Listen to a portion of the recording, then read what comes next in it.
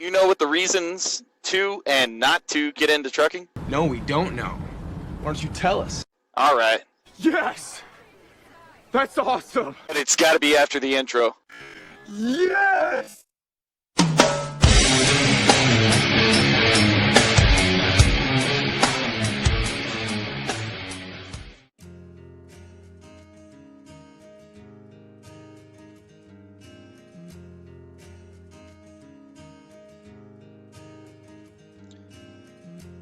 Cheers. I'm going to make this part one of a series of videos I'm going to make about the reasons to and not to get into trucking. I would say reason number one, relationships can suffer. Your girlfriend, your wife, boyfriend, husband, children, you're not there.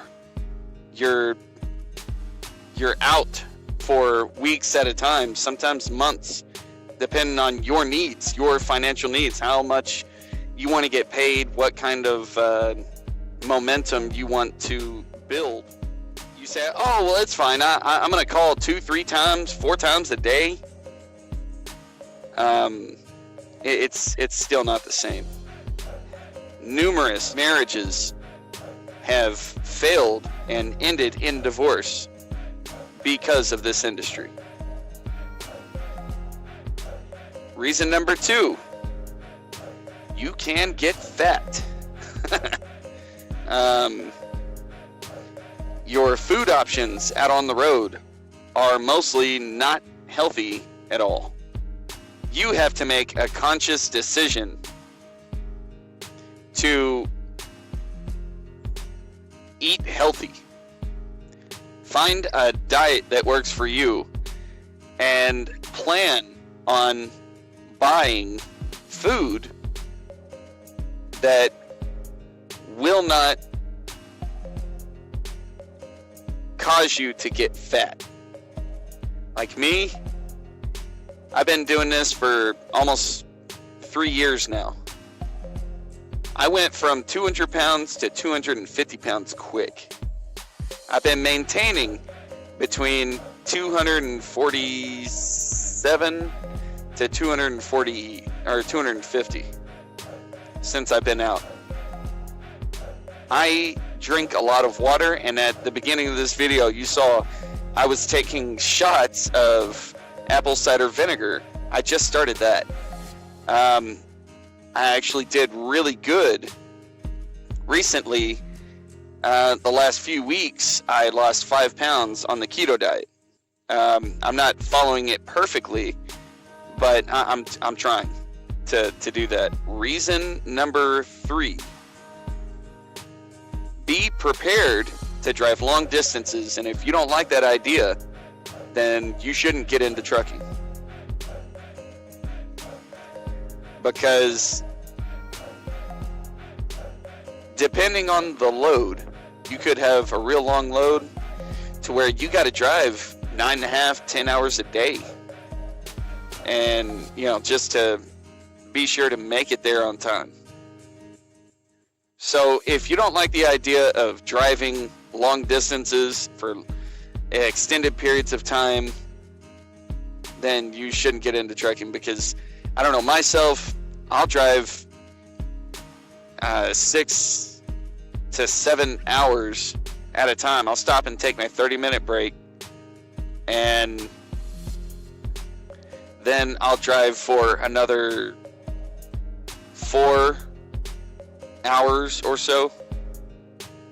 That's if I don't have to run on recaps. If I have a full 70-hour clock, if my time allows me to, I'll drive about 10 hours a day. Reason number 4, if you are looking for a starter company to get your CDL and to drive for, to start with, not all these companies' promises are true. They're not. Not all of them. Some of them are actually, good starter companies.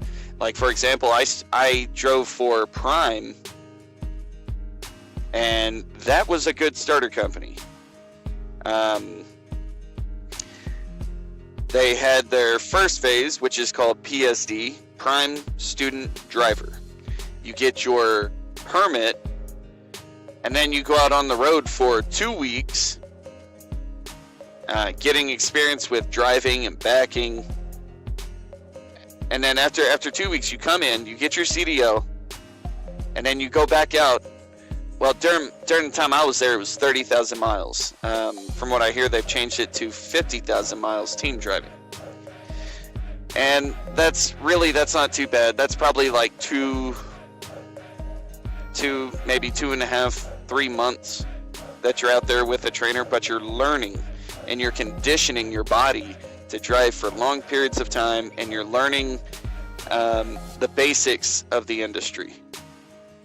But if you get with a company like CR England, where they pay their students crumbs, I've driven for that company too, but I went there to be a trainer, and I ended up quitting because, I'll put a link right there about that.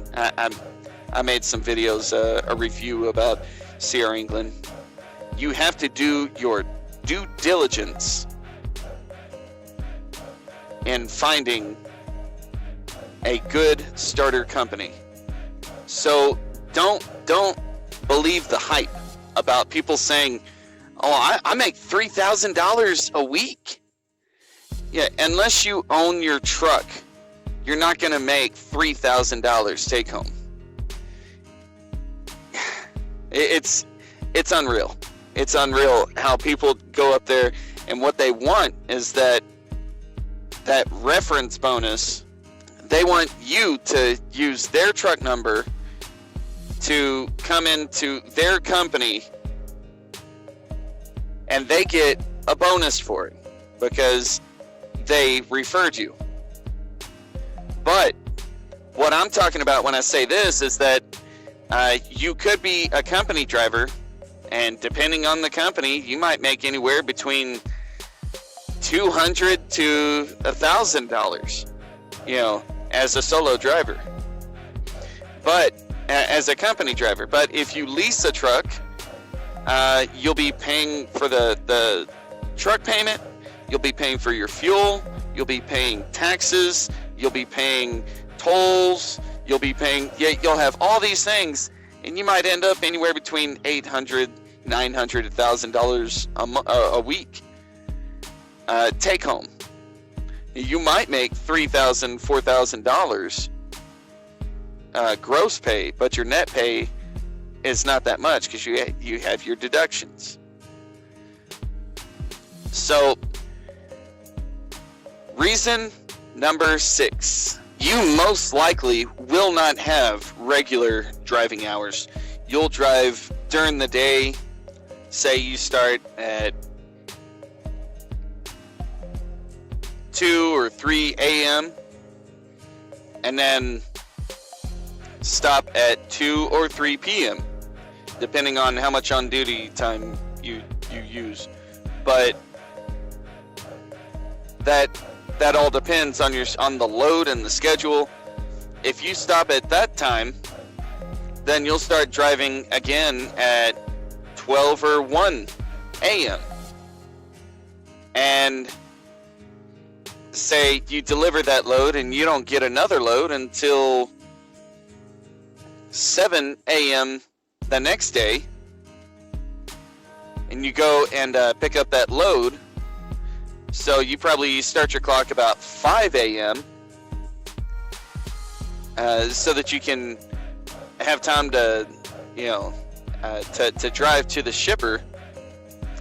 And then it might take a few more hours before your trailer is loaded. So then you drive until about 6 p.m. 10 hours after that, then you're driving at 4 a.m. You drive for 10 hours might equal out, when you include a 30-minute break and fueling. 12 hours after that, you'll stop at 4 p.m., stop for a 10-hour break, and then start driving again at 2 a.m. It's not all regular schedules. So if you can only sleep at nighttime, trucking probably is not for you. Because there are some people that are able to just drive during the daytime during a regular schedule and go to the truck stop, get a good spot early, and then drive again when it's daylight. Some people can do that. Depends on your company, depends on, if you are able to choose your loads to be able to do that. It all depends. But most likely, you're going to drive around the clock. All different hours. There was a time, it was last week. I drove from 8 p.m.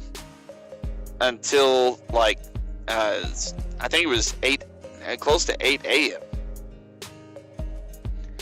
And it can be rough when you drive those kinds of hours. But driving those kinds of hours is when you are going to be able to find spots at truck stops. There are certain hours when the truck stops start filling up.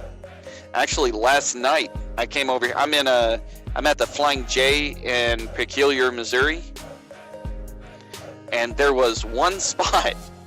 There's a driver that was leaving. He said, "Look, man, there's one spot," and I was able to get it. He had just left, and I took his spot. And that was at 12:30 this morning. Midnight. And yeah, so it's the work is simple, but that doesn't always mean easy. So keep that in mind, that you will drive at all different hours, and you're expected to drive all different hours. But depending on your situation, who's your company, do you own your own truck, are you leasing your own, can you choose your own loads, stuff like that. So most likely you will drive all hours. I'm going to save the rest of the reasons not to get into trucking for my next video. So take it easy, be safe, keep the shiny side up and the rubber side down. Peace.